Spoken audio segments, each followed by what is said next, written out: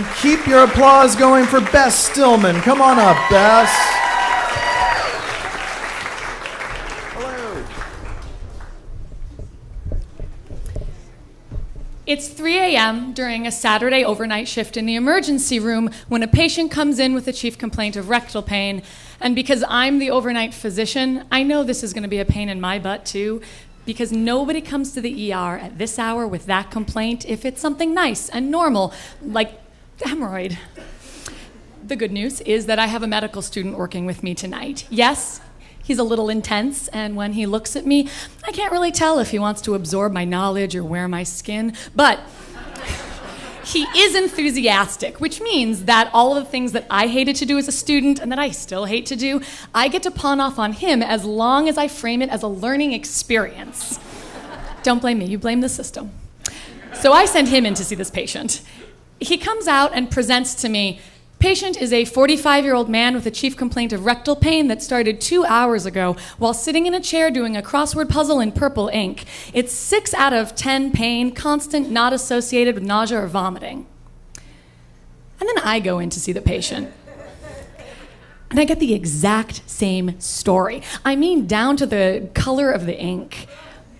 Now I have some doubts, because no one gives the same story twice unless they've practiced it. So I go back to my student and I say, what do you think is wrong with this guy? Well, it could be diverticulitis, sigmoid volvulus, cecal volvulus, appendicitis, cholelithiasis, a tumor. Okay, well, I say, I think he has something up his butt. No way, my student says, I checked. Which is actually the one thing you're not supposed to do. Just like you wouldn't stick your finger in a dark hole in the ground for fear that a small animal might come up and bite it off, you never stick your hands anywhere in a patient where you think something is hiding if you can't see it. I have found razor blades, I've found needles. People will actually put things in themselves just to hurt you. So now, of course, my student is staring horrified at his hands. And you're okay, I say, but let's get this guy to x-ray. So by now, word has gotten out that there's a code brown in the ER, which is exactly what it sounds like. So the radiology reading room is just packed with people, all staring at this monitor. And there's something up there, but it's not till I turn it about 180 that I see it. It's a little man. At least I think it is. There's a really bulbous head, 2 arms, 2 legs. If this is Ken, he has strayed so far from Barbie.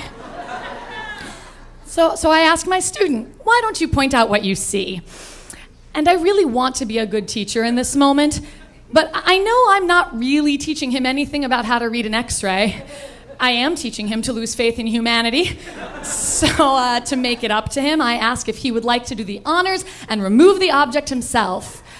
He announces that he has just decided to become a radiologist so that he never has to touch a patient again. This seems fair. So I go back to the patient's room. Sir, anything you forgot to tell us? No. I mean, anything at all. No. God, I love how committed he is to this story. So I say, well, this is going to come as a shock to you.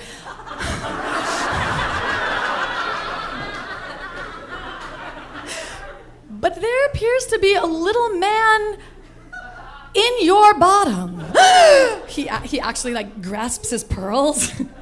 Do you know how this must have happened, he says. Oh, tell me. Tell me. Well, my brother is staying with us, and so is his son, and this kid leaves his toys everywhere. I mean, just everywhere. And last night I took a shower, so I was just wearing a little towel only, and I was walking down, and I slipped, and I hit the ground so hard, and that must have been when... And he is just begging me to believe him with his eyes. So I say, yeah, sure, that must have been when... How about we get that out of there for you? Where do I sign? He says, and actually reaches behind him and pulls out a purple pen from his backpack. And I will spare you the gory details, but I will tell you it was a breech birth. The toy came out feet first. And when it did, we discovered that it wasn't just a little man. It was a spaceman. It was Buzz Lightyear. The nurse walks over to me and she opens up a biohazard bag and sings in my ear, "You've got a friend in me." And I drop Buzz into the bag and I start walking into the back, and my student's following me and says, "Where are we going?" And I really want to say, "To infinity and beyond,"